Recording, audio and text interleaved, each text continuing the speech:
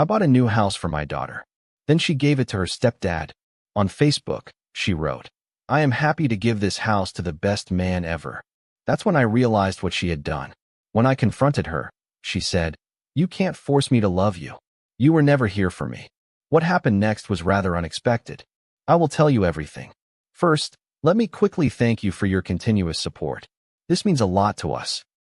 If you enjoy the stories we share, kindly subscribe to this channel. It will be great if you can leave a comment on which city you are watching from. We might just give you a shout out in our next story. Today's special shout out goes to Joanna Elton from Florida. We are glad you enjoy our stories. Now let's go deeper into the story. I always believed that love was best shown in the doing, not in the long, dramatic phone calls or the soft-spoken affirmations, but in the relentless grind. Working hours no one else wanted, staying late so others didn't have to, sacrificing every whim so my daughter could have what I never did. My name is Martin, and I've spent the last 30 years working in construction, blueprints, hard hats, and steel-toed boots. Not glamorous, but honest.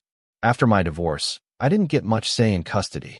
Her mother, Diane, had the house, the school district, the narrative. All I had was the money I made and the will to use it for our daughter. I sent checks, paid for extracurriculars, covered every birthday and Christmas, and quietly held on to the dream that someday she'd understand who I really was, not the ghost her mother painted me to be. When she turned 25, I decided it was time. I had saved for years, not for retirement, not for myself, but for her future. I bought a modest 2-bedroom home in a good neighborhood just outside Austin. Not too big, but well kept, with a backyard and a porch swing I imagined she'd use on warm evenings. The deed was in her name, but I kept the mortgage legally tied to a trust in mine. It was meant as protection, not out of mistrust, but caution. Life was unpredictable.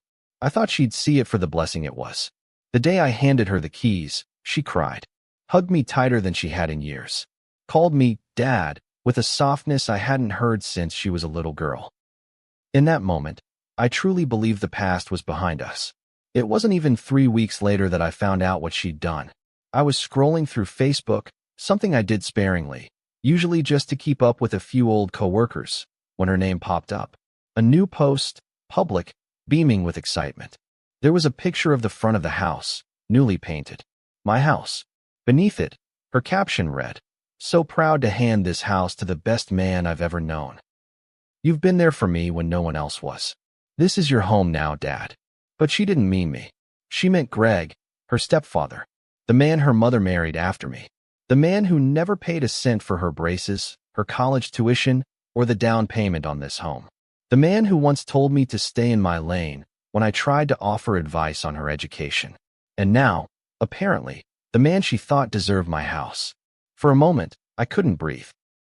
I just sat there, the screen glowing in my hand, wondering if I'd misunderstood. Surely this was some inside joke. Maybe a symbolic gesture? But no. As I read the comments, her friends congratulating Greg on his new house, her mother gushing with pride, it hit me like a second divorce. She had truly, deliberately given it away. I was still sitting in that spot when the sun set outside my living room window. No TV, no music. Just me, my thoughts, and a hollow ache spreading through my chest like smoke. It wasn't just about the house. It was the rewriting of history, the final erasure of me from her life story. When I called her the next day, I expected panic. Maybe tears. Maybe an apology wrapped in confusion. But what I got was cold, almost rehearsed. She answered on speakerphone, her voice casual, distracted. When I asked her why she had posted what she did, why she gave the house to Greg, she didn't even pause. You can't force me to love you, she said. You were never there for me. Greg was. My mouth went dry. I tried to explain, remind her, list the things I'd done, the nights I spent working doubles, the years I missed vacations, so she could have new clothes, school trips, birthday parties. But she cut me off. You weren't there, Dad. Not really. Mom told me everything. That was the moment I realized I'd lost more than just a house. I'd lost her. Not because I didn't love her, but because someone else had filled the space I left behind with poisoned memories. Diane had always had a talent for storytelling. She could make you question your own recollection of events. During the divorce, she told the court I was neglectful, that I prioritized work over family. Maybe I did, but only because I thought that was how you proved your love, by putting food on the table, by keeping the lights on, by giving your kid what you never had. I thought one day she'd see that. That one day, she'd look back and realize I didn't leave her. I just stayed behind the scenes, holding the damn thing together. That night, I walked into the garage and sat in the old folding chair by my tool bench. It smelled like sawdust and motor oil, familiar comforts. I stared at a framed photo on the wall, one from her high school graduation. I had stood behind her, smiling, proud. She was 18 then, still willing to let me hug her in public. I remembered how I'd felt that day, thinking maybe, just maybe, we were finally starting over. I stayed in that chair for hours, not because I didn't know what to do, but because I did. I knew the next step wasn't going to be emotional. It was going to be legal, and that terrified me more than anything. Because when a father sues his daughter, there's no coming back from that. I didn't sleep that night. I laid in bed staring at the ceiling, watching the slow crawl of headlights on the wall as cars passed by outside.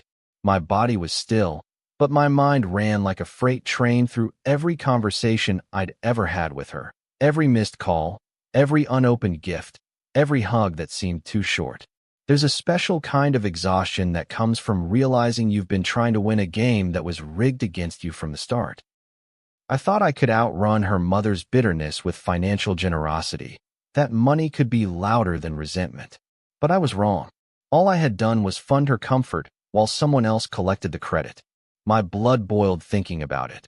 The years I'd spent choking down loneliness so she could live well, and now she was standing on the front porch of my gift, handing the keys to a man who'd never paid a cent toward her upbringing. The next day, I drove over there. I didn't call first. I didn't plan what I was going to say. I just knew that I needed to look her in the eye when I asked the question that had been eating me alive. Why? When I pulled up, Greg's truck was parked in the driveway like it had belonged there for years. My stomach turned. The house looked different already. Plants in new pots, wind chimes, a new doormat that said home is where the heart is. I stood there on the sidewalk for a full minute before walking up. I rang the bell twice. When she opened the door, her face shifted from surprise to annoyance. "You could have called," she said flatly. She didn't invite me in. She just stood there, arms crossed. The door cracked open behind her like I was a solicitor she couldn't wait to dismiss. "I saw the post," I said, my voice low. "You gave him the house. The one I bought for you." Her eyes didn't flinch. "I didn't give it to him," she said. "I told him he could live here. What's the big deal?"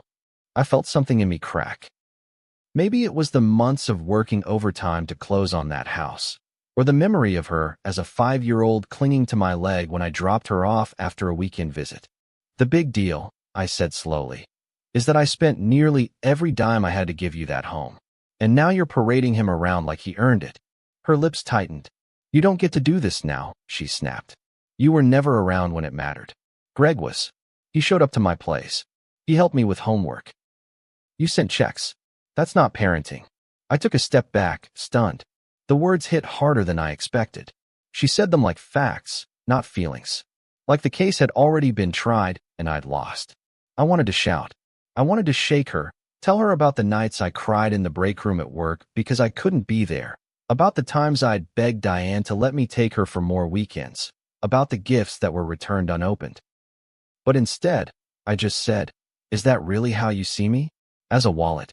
She looked away then, her voice softening just a touch. "I don't know. I never felt like you were there." That was the closest thing to an apology I would ever get. But it wasn't enough. Not anymore. The silence between us grew heavy. She looked like she wanted to close the door. I looked like I wanted to tear it off its hinges. Eventually, she said, "You can't control what I do with my life. You gave me the house. It's mine." That's when I realized she hadn't even bothered to ask herself whether it was wrong. In her mind, giving Greg the house wasn't betrayal, it was entitlement. She believed she deserved it. That because I hadn't been physically present for every school dance and scraped knee, I forfeited the right to be part of her victories. That stunned me. I'd always believed love was something you showed through sacrifice. But to her, love was presence. Physical, emotional, daily. I couldn't argue with that. But I couldn't excuse what she'd done either. I didn't yell. I didn't slam the door. I just nodded, stepped back onto the porch, and said, "Okay." Her eyes narrowed. "What do you mean, okay?" I looked at her then, not as a daughter, but as a stranger holding something that didn't belong to her. "I mean, you're right. It is your life. But I'm going to make sure it doesn't include anything that belongs to me anymore."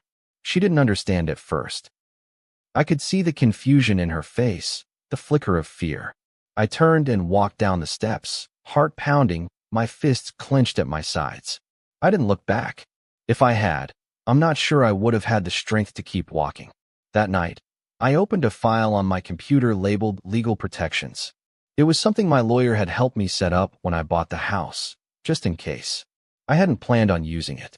Back then, I thought it was a formality, a safety net I'd never need. But as I clicked through the documents, reading the terms, the clauses, the contingency plans, I felt a strange calm settle over me. This was no longer about emotion.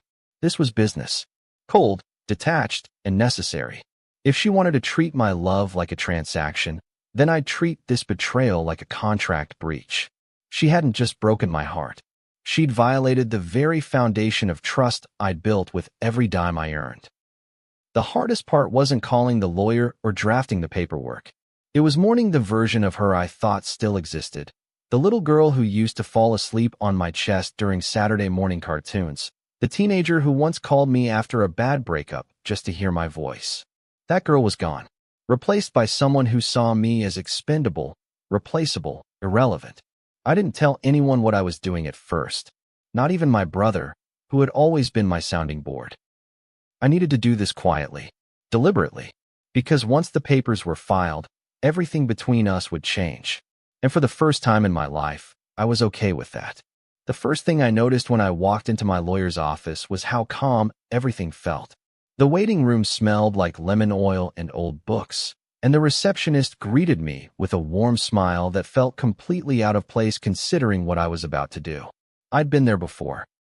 Once when I was setting up the trust that protected the house, and again when finalizing a living will, but never for anything that felt this personal. This wasn't just a matter of assets or technicalities. This was me drawing a line in the sand, finally choosing my own dignity over the myth of reconciliation. When Mark, my attorney, came out to meet me, he shook my hand and said, "You look like a man who's made up his mind." And he was right. I wasn't angry anymore, just resolved. We went over everything, slowly, carefully. Mark pulled up the paperwork we'd created years ago, the quiet protections I had built into the home's transfer. Legally, the deed was in my daughter's name, but the mortgage remained under a conditional trust that gave me the right to revoke the gift if certain terms were violated. We drafted that clause more out of paranoia than necessity at the time, but it turned out to be a godsend. "What exactly do you want to do?" Mark asked me, his eyes searching mine like he needed to know whether I was prepared for the consequences. I told him I wanted to reclaim the house, fully, legally, without any ambiguity. No room for negotiation. No last-minute apologies. I wanted it clear that this wasn't a misunderstanding. It was betrayal, and I wasn't going to let it slide. The formal process started with a notice of revocation, delivered by certified mail. A week later, my daughter would receive a letter stating that the property was being reclaimed due to a violation of the gift's terms, namely, transferring beneficial use of the home to a third party without the grantor's consent. It was cold language, detached, but that was the point. I didn't want emotion muddying what had now become a legal decision. Greg, despite never being named, would be affected too. He'd have to vacate. And she, my daughter, would have to face the fact that not everything in life came with second chances. There was a part of me, deep down, that hoped she'd call, that she'd ask me why, that she'd fight to understand instead of defend her choices. But the phone stayed silent. She didn't even flinch. 2 days after the notice was delivered, I got a text from Diane. Just 3 words. "What is this?" No punctuation. No greeting. I ignored it. I didn't know her an explanation. Not after all the years she'd spent undermining me, spinning stories about my absence like they were gospel. The real kicker came when her sister, Janice, called me. We hadn't spoken in years, and suddenly she was leaving voicemails like we were old friends. "Martin, you can't be serious. She's your daughter. She made a mistake. Don't throw her out over a Facebook post." I didn't return her call either, because it wasn't just a post. It was the culmination of years of being treated like an outsider in my own family. The house was simply the final straw, but not everyone thought I was wrong. A week after the news started spreading through the family grapevine, my brother Aaron called. He didn't waste time with small talk. "I heard what happened," he said, "and for what it's worth, I'd have done the same." He always had a way of getting to the point, but this time his voice carried more weight than usual. "You tried, man. You tried harder than most would." And she spit in your face. I didn't say anything at first, just sat there with the phone pressed to my ear, grateful someone finally saw it the way I did. "What you're doing isn't spiteful," Aaron continued. "It's self-respect, and it's about damn time you showed some." I didn't realize how badly I needed that validation until I felt my throat tighten with emotion. That weekend, I drove past the house again, not to snoop or spy, just to see it one last time before the process became final. It was a warm Saturday afternoon, the kind of day that made the Texas air shimmer like glass. Greg was out front mowing the lawn like he owned the place. I watched from down the street, parked far enough away to avoid suspicion, and for a moment I felt the sting of what could have been. This was supposed to be my daughter's fresh start, a home where she could build her life, maybe even raise a family someday. And instead, it had become a monument to my erasure, a gift twisted into a symbol of my failure as a father. I drove away without stopping, without rolling down the window. I didn't want a confrontation. I didn't want theatrics. I just wanted closure. Mark called me Monday morning to confirm the process was moving along. Once the revocation finalized, we'd file a motion for possession, then an eviction notice if they didn't vacate voluntarily. It all sounded so sterile, so procedural. But every line of paperwork felt like stitching in a wound I hadn't realized was still open.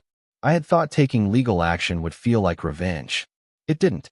It felt like grief, like burying something I'd spent decades trying to keep alive. And yet, somewhere beneath all that sorrow, I also felt something else, relief. The kind that comes when you finally stop begging to be understood by people determined to misinterpret you. 3 weeks later, I received confirmation. The house was legally mine again. Mark handed me the final paperwork, neatly clipped and signed, and said, "That's it. They have 10 days to leave." I nodded, but I didn't smile. There was nothing to celebrate. I didn't even tell anyone, not even Aaron. I just went home, opened a beer, and sat in my backyard under the quiet hum of a setting sun. I stared at the sky and thought about all the birthdays I'd missed, all the father-daughter dances I'd never been invited to. I had convinced myself for years that money would buy back my place in her heart, that if I just gave enough, she'd eventually see the truth. But money doesn't heal resentment, and gifts can't erase someone else's lies. I had given her everything I could, and when she chose to give it away, she also gave away me. The day the eviction notice was posted, the silence on my phone broke like a dam. It started with a barrage of text messages, first from Diane, then from Janice again, and eventually from numbers I didn't even recognize. The tone ranged from disbelief to outright fury. "You're really kicking your own daughter out?" One message read. Another said, "You finally lost your damn mind." The part that stung wasn't the words. It was how quickly they all turned. People who hadn't said a word when I bought the house were suddenly self-appointed moral authorities now that I was taking it back. Not one of them asked what led to this. They just saw a father putting his daughter on the street and decided it was cruelty, never considering it might be the consequence of choices she made. Then came the Facebook post, the one that turned everything public. She uploaded a picture of the eviction notice taped to the front door. No caption, just the image. But the comments spoke volumes. Her friends and cousins chimed in, attacking me with every label they could think of: narcissist, deadbeat, control freak. One said, "He must have hated you from the start." That one nearly made me drop my phone. I sat at my kitchen table, reading through the thread like it was an obituary of our relationship. She didn't delete the comments. She liked them, reacted with hearts and laughing emojis. It wasn't just disappointment anymore. It was humiliation. She wanted the world to see me as a villain, and she didn't care how many lies she had to let slide to do it. The next morning, I got a call from Aaron. "You seen the circus online?" he asked, voice tight. "Yeah," I muttered. "Well, your daughter's making you look like Darth Vader." He paused. "You okay?" That question, simple as it was, brought a lump to my throat. "No," I admitted. "But I will be." Aaron told me to lay low, not to respond, not to take the bait. "This is what they do," he said. "They rewrite the story, cast themselves as the victim, and hope people don't ask for receipts." He wasn't wrong. Still, part of me wanted to post my side, explain the years of financial support, the trust documents, the betrayal. But what would that prove? The people who mattered wouldn't need proof. And the ones who didn't? They weren't worth my peace. By the end of the week, she'd moved out. Greg too. The house sat empty, blinds drawn, the porch stripped of furniture. It looked less like a home and more like a crime scene. I didn't go inside right away. I just stood in the driveway, the same place I'd stood the day I handed her the keys, and I tried to find a trace of that hope I'd once felt. It was gone. All that remained was a dull ache and a heavy understanding. You can give someone everything and still never be enough. I walked around the back and found cigarette butts in the grass, a half-crushed beer can near the fence. The flower beds I had paid to have planted were dead, just like the future I'd imagined for her. A few days later, I got a letter. Not a typed one. Handwritten. Her handwriting. The same loops and slants from the birthday cards she used to make me when she was little.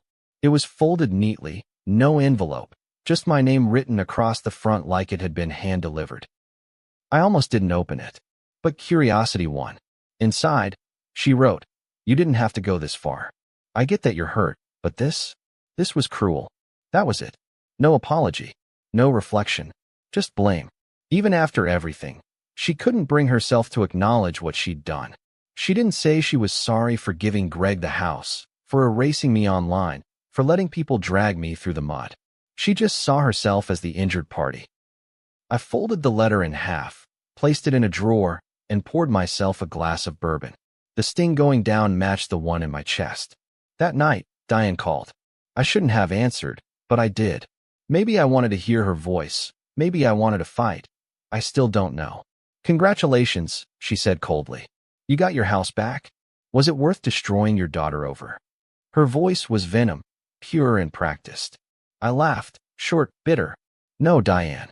I didn't destroy her. You did that years ago when you decided to raise her on lies." The line went quiet. Then she whispered, "You're unbelievable." I took a breath. "And you're consistent." Then I hung up. I blocked her number right after. I should have done it years ago. The worst part wasn't losing the house or facing the backlash. It was realizing just how many people in our lives only ever saw me through Diane's lens. For years, I thought keeping quiet was noble. That if I didn't fight back, she'd eventually stop painting me as the bad guy. But silence doesn't protect the truth, it buries it. I let her rewrite history for too long, and now our daughter believed every word. Maybe I should have spoken up sooner.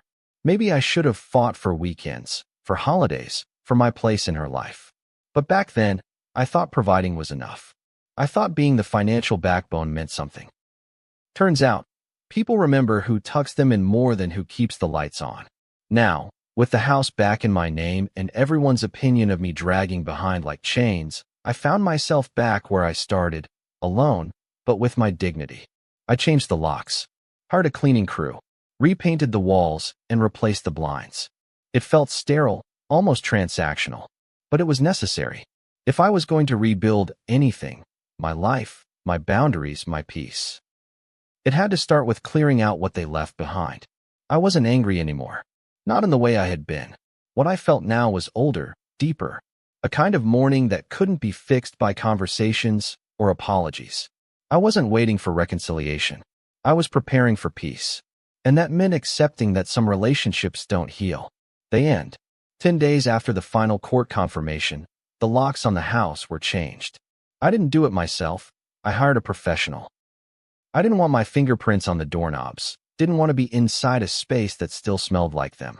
The locksmith was a young guy, probably my daughter's age, and as he worked, he made small talk, asking if I just moved in. I lied and said yes. Said I was starting over. It wasn't untrue. Not entirely. Once the keys were in my hand, I walked through each room slowly, deliberately, like I was erasing the shadows one step at a time. The air was stale, thick with a silence that felt loaded. Their things were gone, but the evidence of them lingered in small ways. The way the couch had dented the carpet, the faint scent of cologne in the hallway, a pink bobby pin left on the bathroom sink. It struck me, unexpectedly, how much of someone can remain after they've left, even when you want them gone. I spent the rest of that day boxing up what little was left, mostly junk. A chipped mug, an old hoodie, a handful of loose papers. I rented a storage unit and paid for 3 months in advance. I texted her the address, told her she had until the end of the lease to claim her things, and then I blocked her number. It wasn't dramatic. It wasn't even emotional.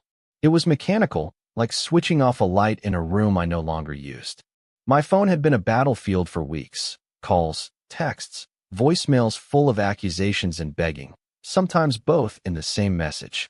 But once I hit block, there was nothing, just quiet. And that quiet, for the first time in months, felt like peace. That night, I slept a full 8 hours. No tossing, no waking up in a sweat, no pacing the house at 3 a.m. wondering what I could have done differently. It was the kind of sleep I hadn't had in years, and when I woke up, I felt like I'd finally surfaced from underwater. There was no more explaining to do, no more defending myself to people who had already made up their minds.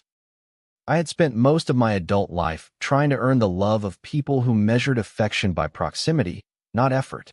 And when I stopped chasing that, I found something I didn't even know I was missing: clarity. I wasn't a villain. I wasn't a hero either. I was just a man who did what he thought was right, and when that wasn't enough, he walked away. A week later, I ran into Janice at the grocery store. I almost didn't recognize her, hair shorter, glasses thicker.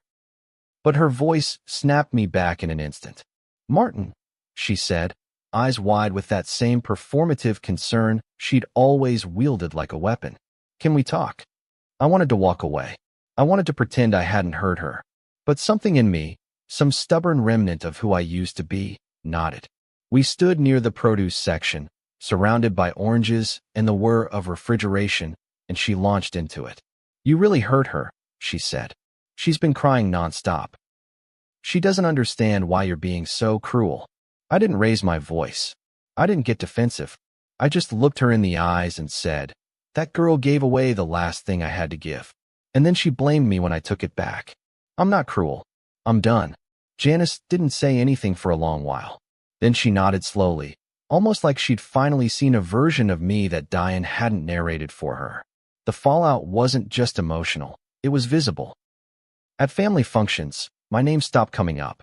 I wasn't invited to Diane's niece's wedding, which didn't bother me, but still made the message clear. I'd been cut from the narrative. Even mutual friends started pulling back, unsure of who to believe. Some reached out quietly, offering support in hushed tones, afraid to be seen choosing sides. Others disappeared completely. It was lonely, but it was honest. I'd rather be alone in truth than surrounded by people who only saw a version of me someone else created. I didn't go online anymore. I stopped checking Facebook, deleted the app. I didn't want updates. Didn't want to see if she posted more about healing or removing toxic people. I knew how this would go. She'd recast the story, make herself the protagonist, and eventually, the world would forget my side entirely. But I hadn't forgotten mine. Every quiet morning, every night I spent cooking for one, every drive through the city where I used to imagine her future playing out, I remembered. And in remembering, I reminded myself why I did what I did. I wasn't punishing her. I was protecting myself. I had allowed too many people to take pieces of me in the name of love, never noticing how hollow I was becoming. This wasn't revenge. It was survival. And as painful as it was to cut her off, I knew with absolute certainty that it was the only way to stop the bleeding. Because love without respect isn't love. It's servitude. And I had bowed long enough. Toward the end of that month, I received a letter from Greg. Typed, formal, almost robotic. He asked if there was any chance of reconciliation or reconsideration. He said he didn't mean to come between me and my daughter. That he didn't know the house was mine. I didn't bother responding. He knew. They both did. And even if he didn't know the legal details, he knew enough to let her hand over something he hadn't earned. That letter went into the same drawer as hers, tucked away with the rest of the things I no longer had space for in my life. Some things don't deserve closure. They deserve distance. I never imagined peace would feel so much like grief. Not loud or explosive, but quiet, slow, like water draining from a sink you forgot was running. In the weeks that followed the final cutoff, my days took on a strange, gentle rhythm. I woke early, not out of necessity but out of habit, and found myself watching the sun rise through the window of what had once been hers. The room was empty now, no furniture, no photos, no trace of her laughter. But still, it was where I found myself most mornings, sipping coffee and letting silence say everything words had failed to. There were no calls, no texts, no more fights. The storm had passed, and in its absence, I was left to comb through the wreckage and decide what, if anything, was worth salvaging. People talk about grief like it's a reaction to loss, but for me, it was more like a companion. It sat beside me during breakfast, walked with me during my evening strolls, whispered in my ear during commercials that featured fathers and daughters smiling over dinner. I missed her. I missed her in the most irrational, unfair ways. Even after everything. After the betrayal, the lies, the humiliation, I still caught myself wondering if she was eating well, if she was safe, if she cried at night like I sometimes did. That's the curse of parenthood, I guess. Even when your child breaks you, your love doesn't switch off. It just turns into something quieter, more painful, something you carry instead of share. I wrote her a letter, not to send, not even to keep, but just to get the words out of my body. I sat at my kitchen table, pen in hand, and let it all spill out. How I remembered the first time I held her, how I used to hum old Motown songs while feeding her bottles, how I bought her that damn house because I wanted to give her something no one could take away. I told her I loved her, even now, but that I couldn't keep pretending the past hadn't happened. I told her I hoped she found what she was looking for, that she healed, that one day she looked back and saw the truth behind all the lies. I didn't beg for forgiveness. I didn't offer mine. I just told the truth. Then I folded the letter, lit a match, and watched it curl into ash over the kitchen sink. It wasn't for her. It was for me. Sometime in mid-spring, I took a road trip. Nothing grand. Just a few days driving through small Texas towns, windows down, music up. I stopped at antique stores, had coffee in roadside diners, and talked to strangers who knew nothing about me or the history I carried. It felt good, like breathing fresh air after being trapped underwater. I wasn't trying to escape. I was learning to exist beyond the orbit of people who had taken more than they gave. I stayed in a cabin one night, deep in the hill country, and for the first time in months, I didn't think about her. Not out of bitterness or numbness, but because I had finally run out of grief to spend on someone who wasn't willing to meet me halfway. Back home, I kept things simple. I turned the house into a rental. Nothing fancy, just something clean and well kept. I interviewed tenants personally, made sure they weren't just looking for a place to crash, but a place to care for. There was something healing about that. About taking a space that had been twisted by betrayal and repurposing it into something functional, something unburdened by memory. One young couple moved in, newlyweds. They planted flowers out front, laughed on the porch at night. Their joy didn't make me bitter. It made me hopeful. That house had been born from love, even if it was misplaced. And maybe now, in someone else's hands, it could still become a home. I never unblocked her. Never responded to the mutual friends who said she was trying to change. One of them sent me a screenshot of something she posted, a vague quote about boundaries and forgiveness, about how people show you who they are when you say no. I didn't engage. I didn't want to know whether it was about me. That part of my life was over. My peace was not up for negotiation, not anymore. People like Diane and Greg had taught her how to rewrite history, how to weaponize emotion. And maybe, one day, she'd unlearn all that. But it wouldn't be on my watch. I'd done my part. I'd loved her the best I could. And when it wasn't enough, I let her go. There was no grand moment of closure. No phone call. No apology. Just the quiet unfolding of a new life. One where I wasn't constantly trying to prove I mattered. That's the thing about boundaries. People think they're walls, but really, they're doors. And I had finally closed mine, locked it, and walked away. Not out of spite, not even out of pain, but because I finally understood that some doors aren't meant to be reopened. Some stories don't end in reconciliation. They end in quiet understanding, in reclaimed dignity, in solitude that feels like freedom. And I'm okay with that. Have you ever had to walk away from someone you loved because they never saw your worth until you stopped showing up? Sometimes choosing peace over pain is the only way forward. If this story resonated with you, share your thoughts in the comments. Your voice matters here. And if you believe in the power of standing firm in your boundaries, don't forget to like this video, share it with someone who needs to hear it, and subscribe for more real stories about family, betrayal, and the hard truths that shape us. See you soon in the next story.